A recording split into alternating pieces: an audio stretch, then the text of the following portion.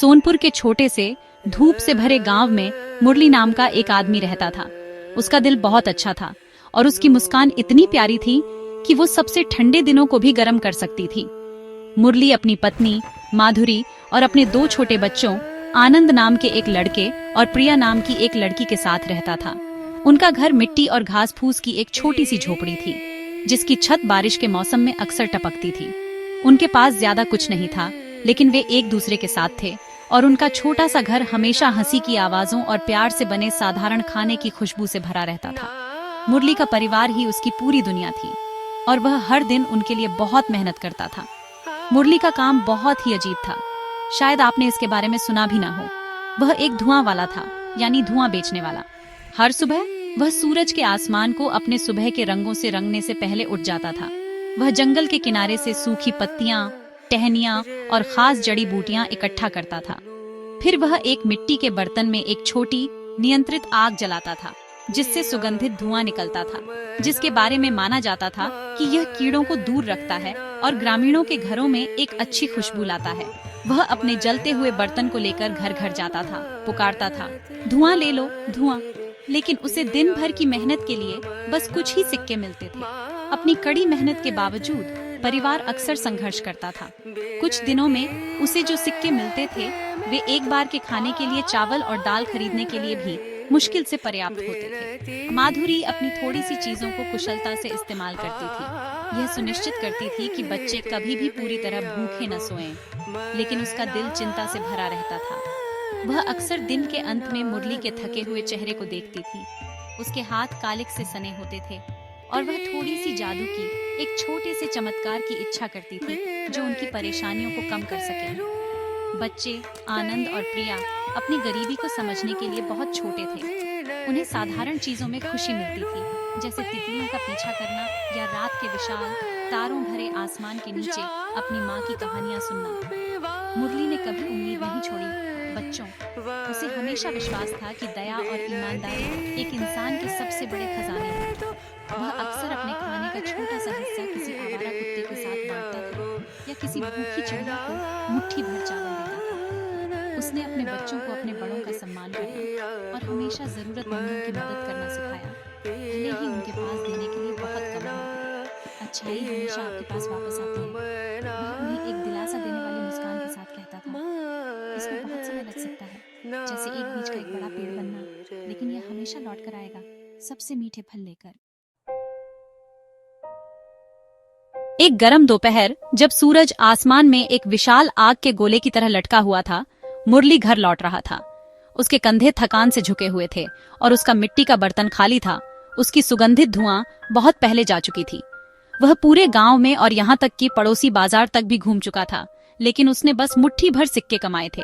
आनंद ने जिस नई स्लेट के लिए पूछा था, उसे खरीदने के लिए भी पर्याप्त नहीं थे। वह धीरे धीरे धूल भरी घुमावदार सड़क पर चल रहा था, जो उसके गांव की ओर जाती थी। उसका मन इस बात के विचारों से भारी था कि वह माधुरी को अपनी कम कमाई के बारे में कैसे बताएगा। सड़क शांत और खाली थी। पास के खेतों में झींगुरों की आवाज के सिवाय कुछ नहीं था। जब वह एक पुराने बरगद के पेड़ के पास से मुड़ा, जिसकी लंबी लटकती जड़ें एक बूढ़े आदमी की दाढ़ी जैसी दिखती थीं, तो उसकी नजर कुछ असामान्य चीज पर पड़ी। सड़क के किनारे जंगली झाड़ियों के एक गुच्छे से आधा छिपा हुआ एक छोटा कपड़े का थैला पड़ा था। यह एक साधारण सादा थैला नहीं था, जैसा कि गांव वाले इस्तेमाल करते थे। यह गहरे नीले कपड़े का बना था और यह एक चमकदार सुनहरी डोरी से बंधा हुआ था। मुरली रुका और चारों ओर देखा। सड़क हर दिशा में सुनसान थी। कोई नहीं दिख रहा था जिसने इसे गिराया हो। उसने सोचा कि यह किसका हो सकता है। सावधानी से उसने थैला उठाया। यह उसके हाथों में आश्चर्यजनक रूप से भारी लगा। अंदर क्या हो सकता है? उसका दिल जिज्ञासा और थोड़ी डर से थोड़ा तेज धड़कने लगा। क्या यह पत्थरों से भरा था या शायद कुछ कीमती? उसने इसे धीरे से हिलाया और इससे एक नरम धीमी आवाज आई, सिक्कों की खनखनाहट नहीं। उसने इसे वहीं छोड़ने के बारे में सोचा, यह सोचकर कि इसका मालिक इसे ढूंढने वापस आ सकता है। लेकिन सड़क सुनसान थी और उसे चिंता हुई कि कम ईमानदार इरादों वाला कोई और इसे ढूंढ सकता है। उसने फैसला किया कि सबसे अच्छा होगा कि इसे घर ले जाए और बाद में फैसला करे। रहस्यमयी थैले को कसकर पकड़े हुए मुरली ने अपनी चाल तेज कर दी। उसकी थकान गायब हो गई थी उसकी जगह उत्साह और घबराहट का एक उबलता हुआ मिश्रण आ गया था। वह माधुरी को थैला दिखाने का इंतजार नहीं कर सकता था। वह हमेशा इतनी समझदार और बुद्धिमान थी। वह निश्चित रूप से जानती होगी कि क्या करना है। जैसे जैसे वह चला, उसका मन संभावनाओं से दौड़ रहा था। क्या यह वह छोटा चमत्कार हो सकता है जिसके लिए वे प्रार्थना कर रहे थे, या यह कुछ ऐसा था जो उन्हें और परेशानी देगा? उसके हाथ में थैले का वजन एक बड़े रहस्य के वजन जैसा लग रहा था, एक पहेली जिसे उसे हल करना था। जब मुरली अपनी छोटी सी झोपड़ी पर पहुंचा तो माधुरी दरवाजे पर उसका इंतजार कर रही थी। उसके चेहरे पर चिंता के भाव थे। उसके हाथ में अजीब नीला थैला देखकर उसकी आंखें आश्चर्य से बड़ी हो गईं।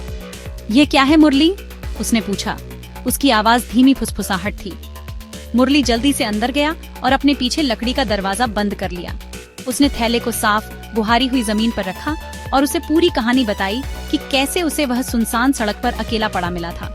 उसने बताया कि वह कितना भारी लग रहा था और उन्हें अपनी रहस्यमयी खोज के साथ क्या करना चाहिए, इसके बारे में वह अनिश्चित था। माधुरी ने धैर्य से सुना। उसकी भौहें चिंता में सिकुड़ी हुई थीं। उसने थैले के नरम नीले कपड़े को छुआ और उसका असामान्य वजन महसूस किया। यह हमारे गांव में किसी का नहीं है, उसने धीरे से कहा। यह बहुत अमीर दिखता है। क्या होगा अगर यह किसी व्यापारी या यात्री का हो? वे निश्चित रूप से इसे ढूंढ रहे होंगे। वह एक अच्छी और ईमानदार महिला थी और जो उनका नहीं था उसे रखने का विचार उसे असहज महसूस करा रहा था। शायद हमें कल तक इंतजार करना चाहिए, उसने सुझाव दिया। अगर कोई इसे मांगने आता है तो हमें इसे तुरंत वापस कर देना चाहिए। जो हमारा नहीं है उसे रखना सही नहीं है। जैसे ही वे बात कर रहे थे, उन्हें बाहर से एक धीमी थकी हुई आवाज सुनाई दी। पानी? क्या किसी प्यासे यात्री को थोड़ा पानी मिल सकता है?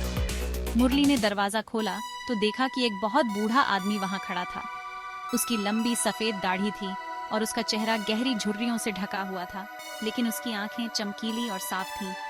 वह एक लकड़ी की छड़ी पर बहुत ज्यादा झुका हुआ था और एक लंबी यात्रा से बहुत थका हुआ लग रहा था। एक पल की भी झिझक के बिना मुरली ने उसे अंदर आकर छांव में आराम करने के लिए आमंत्रित किया। माधुरी ने तुरंत अपने मिट्टी के बर्तन से एक ठंडा गिलास पानी निकाला और बूढ़े आदमी को दिया। बूढ़े आदमी ने कृतज्ञतापूर्वक पानी पिया और राहत की एक लंबी सांस ली। उसकी नजर फिर जमीन पर रखे नीले थैले पर पड़ी। उसके चेहरे पर एक जानने वाली मुस्कान फैल। उसने मुरली और माधुरी को देखा और कहा, आप दयालु लोग हैं। आपने बिना कोई सवाल पूछे एक अजनबी को पानी दिया। फिर उसने अपनी छड़ी से थैले की ओर इशारा किया। उस थैले की चिंता मत करो, उसने कहा। उसकी आवाज शांत और आश्वस्त करने वाली थी। आज रात जब चांद आसमान में ऊंचा हो तो उसे अपने सामने के दरवाजे की दहलीज के नीचे रख देना। इसे खोलना मत। सुबह जब सूरज की पहली किरणें आपके घर को छुएं तो आप इसे खोल सकते हैं। मुरली और माधुरी बूढ़े आदमी की अजीब सलाह से हैरान थे। इससे पहले कि वे उससे कोई सवाल पूछ पाते, बूढ़ा आदमी खड़ा हुआ, उन्हें एक और प्यारी मुस्कान के साथ आशीर्वाद दिया और अपने रास्ते पर चलता रहा। जैसे वह आया था वैसे ही रहस्यमय तरीके से रास्ते में गायब हो गया। दंपति ने एक दूसरे को देखा। यह नहीं जानते थे कि उसके शब्दों का क्या मतलब निकाला जाए। थैले को दहलीज के नीचे रखना, यह एक बहुत ही अजीब निर्देश था, लेकिन बूढ़े आदमी में कुछ ऐसा था, उसका शांत स्वभाव और उसकी समझदार आंखें, जिससे उन्हें लगा कि उन्हें उस पर भरोसा करना चाहिए। उन्होंने ठीक वैसा ही करने का फैसला किया जैसा उसने कहा था। उस रात जब बच्चे गहरी नींद में सो रहे थे, अपने मीठे सपने देख रहे थे, मुरली ने भारी नीला थैला उठाया। उसने सावधानी से लकड़ी का तख्ता उठाया जो उनकी दहलीज का काम करता था और थैले को उसके नीचे की उथली जगह में रख दिया। फिर उसने तख्ते को वापस उसकी जगह पर रख दिया। पूरी रात न तो मुरली और न ही माधुरी ठीक से सो पाए। वे अपनी चटाइयों पर जागे हुए लेटे रहे, झिंगुरों की आवाज सुनते रहे। उनके दिल उम्मीद और चिंता के मिश्रण से भरे हुए थे। सुबह उन्हें क्या मिलेगा? क्या थैला अभी भी वहीं होगा या यह सब बस एक अजीब सपना था? जिस पल सूरज की पहली सुनहरी किरण उनकी झोपड़ी की छोटी खिड़की से अंदर आई, मुरली उछल पड़ा। उसने धीरे से माधुरी को जगाया और साथ में वे सामने के दरवाजे पर गए। कांपते हाथों से मुरली ने एक बार फिर दहलीज का तख्ता उठाया। नीला थैला अभी भी वहीं था। उसने उसे बाहर निकाला। अब वह अलग महसूस हो रहा था, पहले से बहुत हल्का। उसके सीने में दिल जोर से धड़क रहा था। उसने धीरे धीरे चमकदार सुनहरी डोरी खोली। उसने और माधुरी ने अंदर झांका और उनकी आंखें पूरी तरह से अविश्वास से बड़ी हो गईं। थैला अब एक रहस्यमयी भारी गांठ से भरा नहीं था। इसके बजाय ये चमकते हुए सोने के सिक्कों से भरा हुआ था।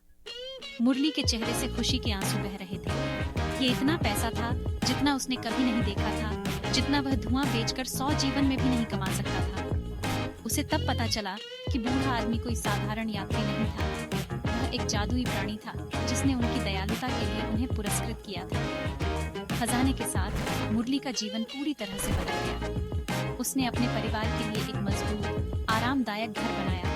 एक ऐसा घर जिसकी छत मजबूत थी और टपकती नहीं थी। उसने गांव में एक छोटी दुकान शुरू की, लेकिन वह अपनी विनम्र शुरुआत को कभी नहीं भूला।